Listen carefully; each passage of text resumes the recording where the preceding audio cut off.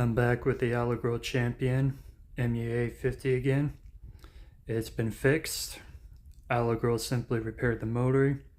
So we hooked this thing back up and it's running smoothly again. I also took the opportunity to clean this up a little bit by simply wiping it down, washing the filter in the washing machine, and rinse the bucket out. Let's see what she sounds like now.